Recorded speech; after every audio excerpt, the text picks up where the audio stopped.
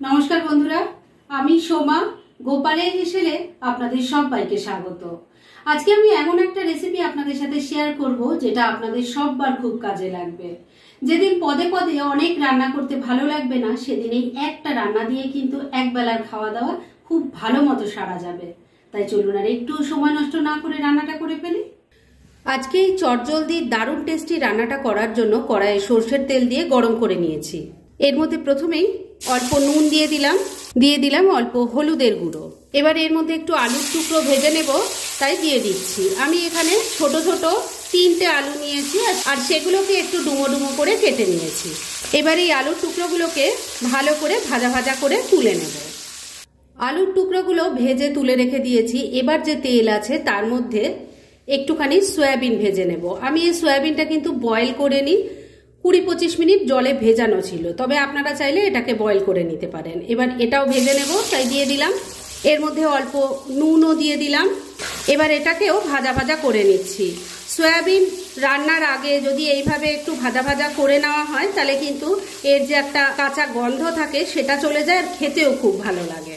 সয়াবিনগুলো ভাজা হয়ে গেছে, তুলে রেখে দিয়েছি। এবার যে তেল আছে তার মধ্যে আমি একটু পনির ভেজে নেব। এখানে আমি 200 গ্রাম পনির নিয়েছি, সেটাকে স্কোয়ার শেপে কেটে নিয়েছি, দিয়ে দিচ্ছি। সবকটা পনিরের টুকরো ভাজার জন্য বসিয়ে দিয়েছি। এবার এগুলোকেও উল্টে পাল্টে লাল লাল করে ভেজে নামিয়ে নেব। পনিরের টুকরোগুলো ভেজে তুলে রেখে দিয়েছি, মানে ভাজাভাজির কাজ কমপ্লিট হয়ে গেছে। এবার এই রান্নার মশলা বানিয়ে নিচ্ছি। সেজন্য একটা প্লেটের মধ্যে কিছু জিনিস সাজিয়ে রেখেছি। কি কি আছে সেটা আগে বলে দিই। এখানে নিয়েছি 1 টেবিল স্পুন গোটা ধনে, 1 টেবিল স্পুন গোটা জিরে, নিয়েছি 4টে কাঁচা লঙ্কা, ঝালটা অবশ্যই নিজেদের টেস্ট অনুযায়ী দেবেন। 8-10টা কাজু বাদাম রেখেছি আর 5-6 টুকরো এখানে আদা আছে। এই সব কিছু মিশিয়ে প্রথমে শুকনোই আমি গুঁড়ো করে নেব আর তারপর পরিমাণ মতো জল দিয়ে বেটে একটা মিহি পেস্ট তৈরি করে ফিরে আসছি। মশলাটা তৈরি হয়ে গেছে, ওদিকে সমস্ত কিছু ভাজাভাজি যা করার ছিল সব ভেজে তুলে রেখে দিয়েছি। তাই এবার মূল রান্নাটা শুরু করছি। আর এই মূল রান্নাটা করার জন্য আমি ডেচকি ব্যবহার করছি, আপনারা চাইলে কড়াইয়েও করতে পারেন। এর মধ্যে প্রথমেই দিয়ে দিচ্ছি অল্প ঘি। ঘি মেল্ট হয়ে গেলে এর মধ্যে প্রথমেই দিয়ে দিচ্ছি গোটা গরম মশলা, যার মধ্যে আছে 3-4টে এলাচ, 3-4টে লবঙ্গ আর ছোট ছোট 2টো দারচিনি। এর সাথে দিয়ে দিচ্ছি একটা তেজপাতা, একটা শুকনো লঙ্কা। এবার ফোড়নটাকে একটু ভাজা ভাজা করে নিচ্ছি। ফোড়নটা ভাজা ভাজা হয়ে গেছে। এবার তৈরি করে রাখা মশলার পেস্ট দিয়ে দিচ্ছি। এর সাথেই দিয়ে দিচ্ছি অল্প হলুদের গুঁড়ো, অল্প গরম মশলার গুঁড়ো দিয়ে দিলাম, স্বাদ মতো নুন দিয়ে দিচ্ছি, 1 চামচের মতো চিনিও দিয়ে দিলাম, কেননা এই রান্নাটা একটু হালকা মিষ্টি মিষ্টি হলে খেতে খুব ভালো লাগবে। সামান্য একটু জল অ্যাড করে দিলাম, না হলে মশলাটা কষানো যাবে না। এবার ফ্লেমটাকে মিডিয়ামে রেখে সমস্ত কিছু মিশিয়ে মশলাটাকে খুব ভালো করে কষিয়ে নিতে হবে। 2-3 মিনিট সময় নিয়ে মশলাটাকে খুব ভালো করে কষিয়ে নিয়েছি। এবার ভেজে রাখা আলু সয়াবিন দিয়ে দিলাম, মশলার সাথে মিশিয়ে একটু কষিয়ে নিচ্ছি। বন্ধুরা, এই রান্নাটা খুব চটপট যেমন হয়ে যায়, তেমন এক পদ দিয়ে কিন্তু সবাইকে খাওয়াতে পারবেন। সবাই খেয়ে ভীষণ খুশি হয়ে যাবে, কেননা এটা দারুণ টেস্টি হয়। একবার সেটা ট্রাই করলেই বুঝতে পারবেন। ভেজে রাখা আলু সয়াবিন দিয়েও মিনিট 2 সময় নিয়ে একটু কষিয়ে নিয়েছি। এবার এর মধ্যে দিয়ে দেব চাল। আমি এখানে বাসমতি রাইস নিয়েছি, তবে আগেই বলে রাখি এটা কিন্তু রেগুলার ইউজের চাল দিয়েও করা যাবে। এখানে আমি ছোট গ্লাস দিয়ে চালটা মেপে নিয়েছি। এখানে 3 গ্লাস চাল আছে আর ঘন্টাখানেক এই চালটাকে আমি ভিজিয়ে রেখেছিলাম। এবার চালটা দিয়ে দিচ্ছি। এর সাথে দিয়ে দিচ্ছি একটুখানি টুকরো করা টমেটো। সবকিছু এবার খুব ভালো করে মিশিয়ে নিচ্ছি। বন্ধুরা, আপনারা আমার রেসিপি দেখার সাথে সাথে আমার ফেসবুক পেজ গোপালের হেসেল, তাতেও ভিজিট করতে পারেন। ডেসক্রিপশন বক্সে লিংক দেওয়া আছে। মিনিট 2 সময় নিয়ে চালটাকে দিয়েও সবকিছুর সাথে ভালো করে মিশিয়ে নিয়ে একটু কষিয়ে নিয়েছি।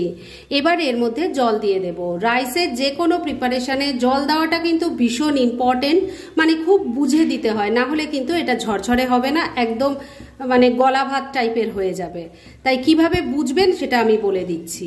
এখানে আমি এই ছোট গ্লাসটা দিয়ে চাল মেপে নিয়েছিলাম। আগেই বলেছি এটা 3 গ্লাস চাল আমি নিয়েছি, তাই জল হবে এর ডাবল, মানে 6 গ্লাস। আর সেটা কিন্তু উষ্ণ গরম জল দিতে হবে। 6 গ্লাস উষ্ণ গরম জল এখানে দিয়ে দিলাম। আর পনিরটা কিন্তু বন্ধুরা এক্ষুনি দেওয়া যাবে না, কেননা তাহলে সেটা একদম নরম হয়ে ভেঙে যাবে, তাই সেটা পরে দেব। ভালো করে মিশিয়ে নিচ্ছি। সবকিছু ভালো করে মেশানো হয়ে গেছে। এবার ফ্লেমটাকে লো আর মিডিয়ামের মাঝামাঝি রেখে ঢাকা দিয়ে 6-7 মিনিট প্রথমে রান্না করে নিচ্ছি। মিনিট 5 রান্নাটা হয়ে গেছে আর তারপর ফ্যান পড়ছিল, আমি ঢাকাটা সরিয়ে দিয়েছি। এবার ভেজে রাখা পনিরের টুকরোগুলো দিয়ে দিলাম, মিশিয়ে নিচ্ছি। ভেজে রাখা পনিরের টুকরোগুলো ভালো করে মিশিয়ে নিয়েছি। এবার আর ঢাকা দেওয়ার কোনো দরকার নেই, আর রান্নাও কিন্তু এখনো কমপ্লিট হয়নি, আরও 2-3 মিনিট এটা রান্না করতে হবে। তবে এবার ঢাকা ছাড়াই রান্নাটা করে নিচ্ছি। মিনিট 3 আবারও রান্নাটা করে নিয়েছি। এবার কিন্তু রান্না একদম রেডি। তবে সবজি কেমন সেদ্ধ হয়েছে, মানে আলুটা কেমন সেদ্ধ হয়েছে সেটা একবার দেখিয়ে দিই। আর চালগুলো গোটা গোটা কেমন আছে দেখুন, আলু সুন্দর সেদ্ধ হয়ে গেছে। আর দেখতেই পাচ্ছেন চালের দানাগুলো কিন্তু একদম গোটা গোটা আছে, অথচ চাপ দিলে সুন্দরভাবে ভেঙে যাচ্ছে। তার মানে রান্নাটা একদম রেডি। গ্যাসটা বন্ধ করে দিলাম। আর হ্যাঁ, শেষ পর্যায়ে যদি আপনারা চান তাহলে ওপর থেকে আরেকটু ঘি ছড়িয়ে দিতে পারেন, তবে আমি আর এখানে কোনো রকম ঘিয়ের ব্যবহার করছি না। এবার কিন্তু এটাকে আর ঢেকে রাখা যাবে না, কেননা তাহলে স্টিমে দানাগুলো একদম গলে যাবে। তাই ডাইরেক্ট সার্ভ করে আপনাদের দেখাচ্ছি। ফ্রেন্ডস, আমার আজকের এই দুর্দান্ত স্বাদের চটজলদি নিরামিষ রেসিপি একদম রেডি হয়ে গেছে এবং আমি সার্ভ করে দিয়েছি। খুব কম সময় কম উপকরণে এটা তৈরি হয়ে যায়, অথচ যাকেই খাওয়াবেন তারই কিন্তু খেতে ভীষণ ভালো লাগবে। যেদিন বেশি কিছু রান্না করতে ভালো লাগবে না, সেদিন এই এক পদেই একবেলার খাওয়া দাওয়া সুন্দরভাবে সেরে নিতে পারেন। তাই দেরি না করে পারলে এটা আজই একবার ট্রাই করে ফেলুন, আর তারপর কেমন লাগলো সেটা প্লিজ কমেন্ট করে জানাবেন। এরকম ধরনের অনেক ভালো ভালো নিরামিষ রান্নার রেসিপি আপনারা গোপালের হেসেল সার্চ করলেই পেয়ে যাবেন, যার মধ্যে থেকে কিছু কিছু আমি সাজেস্টেড বক্সেও দিয়ে দেব, সেখান থেকেও আপনারা দেখে নিতে পারেন। তাই গোপালের হেসেল অবশ্যই ভিজিট করুন। আর আপনারা কেমন ধরনের রেসিপি চাইছেন সেটাও কিন্তু আমাকে জানাতে পারেন। আমি চেষ্টা করব সেই সব রেসিপিগুলো আপনাদের সাথে শেয়ার করার। আর আমার আজকের এই রেসিপি যদি আপনাদের ভালো লাগে আর ইউজফুল বলে মনে হয়, তাহলে যারা এখনও আমার চ্যানেলটাকে সাবস্ক্রাইব করেননি তারা প্লিজ সাবস্ক্রাইব করুন। তাহলে আজকের মতো এখানেই শেষ করছি। পরদিন আবার এরকমই কোনো ভালো রেসিপি নিয়ে চলে আসব। আপনারা সবাই খুব ভালো থাকুন, সুস্থ থাকুন।